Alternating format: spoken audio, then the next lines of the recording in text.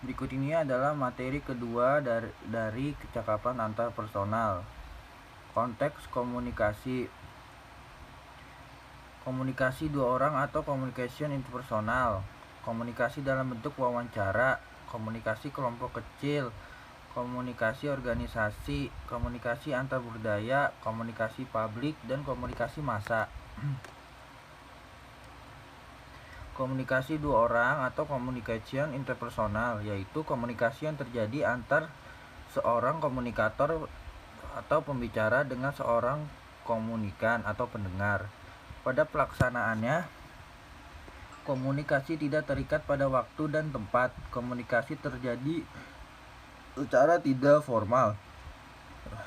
Keahlian dalam komunikasi interpersonal akan mempermudah seseorang untuk masuk dalam konteks komunikasi lainnya dan berikutnya adalah pelaku komunikasi homogen.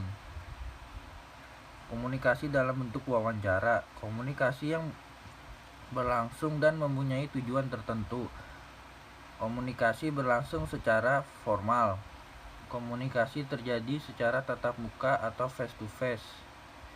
Komunikasi kelompok kecil atau small group, yaitu komunikasi yang terjadi antara seseorang komunikator dengan minimal dua orang komunikan, pelaku komunikan homogen, dan komunikasi yang berlangsung terikat pada waktu dan tempat.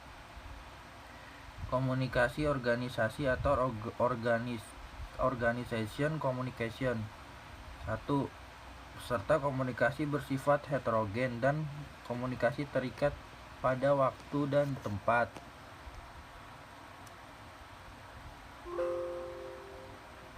Komunikasi antar budaya, komunikasi yang terjadi antar komunikator dan komunikan yang mempunyai latar belakang budaya yang berbeda. Komunikasi publik, komunikasi yang terjadi antara seseorang komunikator dengan ratusan bahkan ribuan komunikan. Biasanya komunikan publik dilakukan di luar ruangan atau outdoor. Komunikan dari komunikasi sangat heterogen. Lalu komunikasi massa, komunikasi yang menggunakan media massa yaitu media massa cetak dan media massa elektronik. Media massa cetak seperti surat kabar, majalah, tabloid, dan sebagainya. Lalu media massa elektronik seperti televisi dan radio. Mengapa kita perlu komunikasi? Yaitu karena sudah merupakan hukum alam bahwa manusia adalah makhluk sosial. Artinya manusia harus hidup bersama dengan manusia lain. Dalam skema hidup bersama ini muncul kebutuhan untuk memahami kebutuhan manusia lain. Maka timbullah komunikasi antar manusia. Proses komunikasi. 1. Message atau pesan langsung dapat berlangsung silih berganti atau bergantian. Tetapi halangannya atau gangguan yang berlaku pada situasi tersebut adalah bunyi bising, kesibukan, kurang pendengaran, dan sebagainya. Ketika berkomunikasi ada banyak hal yang harus kita kuasai dan mengerti, antara lain adalah 1. Bagaimana kita mengenal diri sendiri. 2. Bagaimana kita mengenal dan memahami orang lain. 3. Bagaimana kita mengekspresikan diri kita. 4. Bagaimana kita menegaskan kebutuhan kita. 5. Bagaimana kita memberikan dan menerima masukan. 6. Bagaimana kita mendengarkan pembicara dengan orang lain. 7. Bagaimana kita memengaruhi orang lain. 8. Bagaimana menyesuaikan diri terhadap lingkungan dan orang lain. 9. Bagaimana menjadi anggota sebuah tim, kelompok, atau grup. 10. Bagaimana melakukan negosiasi. 11. Bagaimana menyelesaikan konflik dan banyaknya dan lainnya. Jenis komunikasi dapat dibagi menjadi 2, yaitu komunikasi lisan, yaitu komunikasi dengan suara dan perkataan, berlaku apabila terdapat 2 atau 3 komunikator duduk secara bersemuka atau dalam peristiwa bahasa seperti pembicaraan dalam telepon. komunikasi bukan lisan, yaitu komunikasi dengan pergerakan badan, pergerakan muka, dan pergerakan mata dan sebagainya. Berikut adalah materi kedua. Berikut adalah materi ketiga dari kecakapan antarpersonal. Bicara dan bahasa. Dalam kegiatan berkomunikasi ada dua hal penting yang saling berkaitan, yaitu bicara dan bahasa. Meskipun dalam prakteknya kedua hal tersebut tidak dapat dipisahkan, namun keduanya merupakan hal yang berbeda. Oleh karena itu, bicara dan bahasa akan dijelaskan secara terpisah. Bicara. Secara sederhana, bicara dapat diartikan sebagai suatu proses pengucapan bunyi-bunyi bahasa dengan alat ucap manusia. Dalam pengertian lainnya, bicara merupakan produksi suara secara sistematis yang merupakan hasil kedua aktivitas, yaitu aktivitas motorik dan proses kognitif. Freeman 1977 mendeskripsikan 4 aktivitas motorik untuk menciptakan suara bicara, yaitu respirasi yang menimbulkan energi untuk menghasilkan suara, pohasi yaitu produksi suara ketika udara lewat di antara pita suara. Pita suara tersebut bergetar dan menghasilkan suara. Resonansi memberikan karakteristik khusus pada suara. Hal itu merupakan hasil dari perjalanan suara ke dalam rongga dan tulang dari kepala dan leher. Artikulasi yaitu pergerakan mulut dan lidah yang membentuk suara sampai fonem atau unit suara yang terkecil yang membentuk ucapan atau bicara. Di samping itu terdapat dua proses yang membantu kita bicara adalah yaitu audisi. Audisi yaitu mendengarkan, memahami, dan memonitor bicara. Lalu simbolisasi atau perorganisasian yaitu proses penggunaan syarat pusat untuk mengorganisasi proses lainnya yang terlibat di dalam pembentukan dalam berbicara. Lucille Nicolosi 1989 mengemukakan bahwa bicara merupakan satu media berkomunikasi secara oral yang menggunakan simbol linguistik. Dengan media ini, seseorang dapat mengekspresikan pikiran, perasaan, dan saling mengerti antar satu dengan yang lain apabila menggunakan simbol yang sama. 2. Komunikasi melalui simbol-simbol bunyi. 3. Aktivitas motorik pernafasan, fonasi, artikulasi, dan resonansi. Rumusan bicara tersebut merupakan rumusan yang ditinjau dari berbagai dimensi. Pertama, dimensi bicara sebagai alat atau media untuk mengekspresikan pikiran dan perasaan. Kedua, dimensi wujud, yaitu bahwa wujud dari bicara adalah simbol bunyi. Ketiga, dimensi fungsi, yaitu bahwa bicara digunakan dalam berkomunikasi. Dan keempat, dimensi proses, bahwa bicara merupakan aktivitas pernafasan, fonasi, artikulasi, dan resonansi.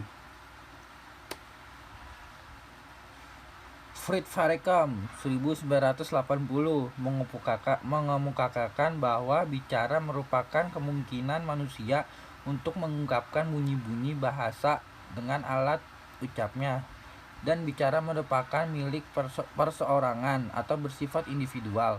Hal tersebut dapat dimengerti bahwa tidak ada dua manusia. Berikut adalah materi ketiga dari mata kuliah kecakapan antarpersonal. Bicara dan bahasa. Dalam kegiatan berkomunikasi ada dua hal penting yang saling berkaitan, yaitu bicara dan bahasa. Meskipun dalam prakteknya kedua hal tersebut tidak dapat dipisahkan, namun keduanya merupakan hal yang berbeda. Oleh karena itu, bicara dan bahasa akan dijelaskan secara terpisah.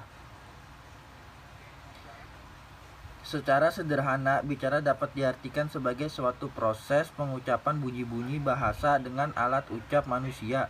Dalam pengertian lainnya, bicara merupakan produksi suara secara sistematis yang merupakan hasil kedua aktivitas, yaitu aktivitas motorik dan proses kognitif.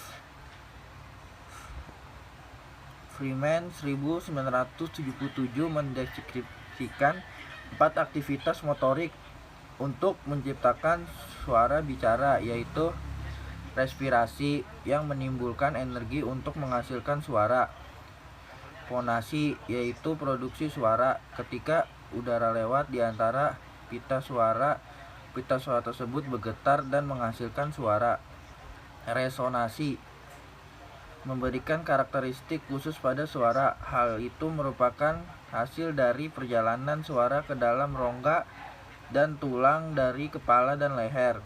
Artikulasi yaitu pergerakan mulut dan lidah yang membentuk suara sampai fenom atau unit suara yang terkecil yang membentuk ucapan bicara. Di samping itu terdapat 2 proses yang membantu kita bicara adalah audisi, yaitu mendengarkan, memahami, dan memonitor bicara. Simbolisasi perorganisasian, yaitu proses penggunaan syaraf pusat untuk mengorganisasi proses lainnya yang terlibat di dalam pembentukan bicara. Lucille Nicolosi 1989 mengungkapkan bahwa bicara merupakan satu media komunikasi secara oral yang menggunakan simbol-simbol linguistik. Dengan media ini, seseorang dapat mengekspresikan pikiran, perasaan, dan saling mengerti antara satu dengan yang lain apabila menggunakan simbol yang sama. 2. Komunikasi melalui simbol-simbol bunyi. 3. Aktivitas motorik, pernafasan, fonasi, artikulasi, dan resonansi. Rumusan bicara tersebut merupakan rumusan yang ditinjau dari berbagai dimensi. Pertama, dimensi bicara sebagai alat atau media untuk mengekspresikan pikiran dan perasaan. Kedua, dimensi wujud, yaitu bahwa wujud dari bicara adalah simbol bunyi. Ketiga, dimensi fungsi, yaitu bahwa bicara digunakan dalam berkomunikasi. Dan keempat, dimensi proses, bahwa bicara merupakan aktivitas pernafasan, fonasi, artikulasi, dan resonansi. Fritz Verkamp 1980 mengemukakan bahwa bicara merupakan kemungkinan manusia untuk mengucapkan bunyi-bunyi bahasa dengan alat ucapnya, dan bicara merupakan milik perseorangan atau bersifat individual. Hal tersebut dapat dimengerti bahwa tidak ada 2 manusia yang bicaranya sama, sekalipun mereka itu kembar. Bicara seorang memiliki kekhasan masing-masing, baik ditinjau dari warna suaranya, gaya bicaranya, pemilihan kata-katanya, dan sebagainya. Oleh karena itu, bila Anda sudah mengenal suara seseorang, Anda akan tahu siapa orang itu meskipun Anda tidak melihat orang yang berbicara tersebut. Contohnya adalah kalau sedang berbicara lewat telepon. Pengertian lain dari bicara dikemukakan oleh Shakespeare 1971 bahwa bicara merupakan suatu hal yang didapat melalui proses belajar. Berdasarkan pendapat tersebut, dapat dikatakan bahwa bicara itu tidak diperoleh secara otomatis. Artinya bicara diperoleh melalui suatu proses peniruan bunyi-bunyi bahasa dari lingkungan. Oleh karena itu, agar seorang siap untuk belajar bicara di lingkungannya, diperlukan persyaratan tertentu yang akan dibicarakan dalam bahasa berikutnya. Pada bab ini selanjutnya dinyatakan bahwa bicara merupakan sesuatu yang khas pada manusia, dan bicara merupakan suatu sistem komunikasi yang pikiran diekspresikan dan dimaknai dengan menggunakan simbol-simbol bunyi. Sedangkan Tarmansyah 1996 mengemukakan bahwa bicara merupakan suatu perilaku manusia sebagai hasil aktivitas psikis yang diungkapkan melalui aktivitas fisik. Maka bicara merupakan proses psikosis yang memerlukan dasar kematangan fungsi syaraf. Aktivitas fisikis ini berkaitan dengan perumusan pesan termasuk pemilihan kata-kata untuk menyampaikan pesan. Apabila terjadi keterlambatan kematangan susunan saraf, maka akan terjadi keterlambatan dalam perkembangan bahasa dan berbicara. Dari berbagai definisi yang telah dikemukakan, bahwa dapat disimpulkan bicara merupakan suatu proses pengungkapan bunyi bahasa melalui aktivitas pernafasan, fonasi, artikulasi, dan resonansi yang bersifat individual. Salah satu definisi mengenai bahwa dikemukakan oleh Samuel Akrik 1989 sebagai berikut. Language is a organized system of symbols that is used to express and receiving meaning. When speech takes on meaning, it becomes language, but speech is only one method of transmitting language. Language can also be read and seen, coded, decoded, brailled, and talked. Merupakan definisi tersebut, bahasa merupakan sistem simbol yang diorganisasikan yang digunakan untuk mengekspresikan dan dapat menerima maksud atau pesan ketika bicara diambil maknanya. Hal itu menjadi bahan atau bahasa, tetapi bicara hanya salah satu metode untuk menyampaikan atau mengirimkan bahasa. Bahasa terdapat juga dalam tulisan dan membaca pengisyarat dan pembaca isyarat, penyandi dan pembaca sandi, penulis braille dan sentuhan atau peradaban. Bahasa juga diartikan sebagai suatu kode di mana gagasan atau ide tentang dunia lingkungan diwakili oleh seperangkat lambang yang telah disepakati bersama untuk melangsungkan komunikasi atau quickly. Stephen Paul Peter V 1984, sedangkan Lex Stallman, Barbara and Luke Kerje 1991 memandang bahasa sebagai suatu perpaduan antara isi, fungsi, dan bentuk isi. Bahasa dapat diartikan sebagai makna atau semantik yang terkandung dalam ungkapan secara umum. Dapat juga dikatakan bahwa isi adalah apa yang diperencanakan atau topik seseorang yang sedang berkomunikasi, atau sebagai fungsi, sedangkan bentuk bahasa dapat diartikan sebagai struktur bahasa yang meliputi aturan fonologi, morfologi, dan sintaksis. Fonologi merupakan ilmu yang membahas masalah bunyi bahasa yang mengandung bunyi segmental dan supramental, serta bagaimana bunyi bahasa tersebut dibentuk. Bunyi segmental merupakan bunyi yang dapat dipenggal-penggal atau disegmentasikan menjadi segmen terkecil. Misalnya, sistem bunyi bahasa Indonesia terdiri dari 33 bunyi yang meliputi 6 vokal, 24 konsonan, dan 3 diftong. Sedangkan bunyi supra-segmental merupakan bunyi yang mengiringi segmental, yaitu bunyi yang kita dengar yang mengandung irama, nada tekanan, dan ciri sendi yang bagaimana cara pembicaraan mengenggal ujaran yang bermakna. Morfologi merupakan bidang kajian linguistik yang berkaitan dengan susunan bagian-bagian kata secara gramatikal, serta berkaitan dengan kemampuan berkomunikasi. Adapun bidang yang dikaji meliputi kata dasar, kata kajian, kata berimbuhan, dan kata ulang, serta menjamuk. Sedangkan sintaksis merupakan bidang kajian linguistik yang berkaitan dengan pembentuk kalimat.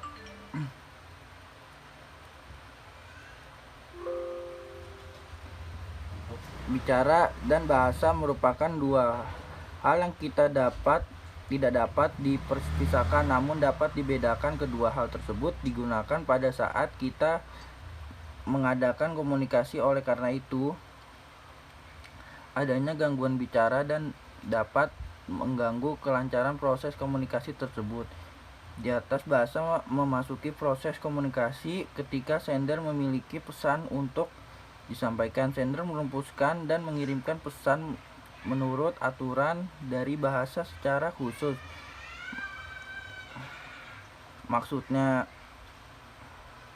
sender menerjemahkan informasi ke dalam unit yang spesifik atau suara-suara, tulisan, kata-kata, gestures, titik pada layar, radar, blips dalam pesanan yang dibutuhkan oleh bahasa. Pada saat bentuk dan isi pesan bahasa disampaikan melalui bicara, sender mempergunakan suara-suara bicara yang spesifik untuk menghasilkan pola-pola suara secara khusus. Penerima pesan mendengar dan melihat unit-unit suara tersebut dan menerjemahkan ke dalam pesan. Jika tidak terdapat gangguan dan pengiriman atau encoding atau dalam pemahaman pesan decoding, pesan yang dikirimkan menjadi pesan yang diterima dan terjadilah komunikasi. Sekian dari saya, terima kasih. Assalamualaikum warahmatullahi wabarakatuh.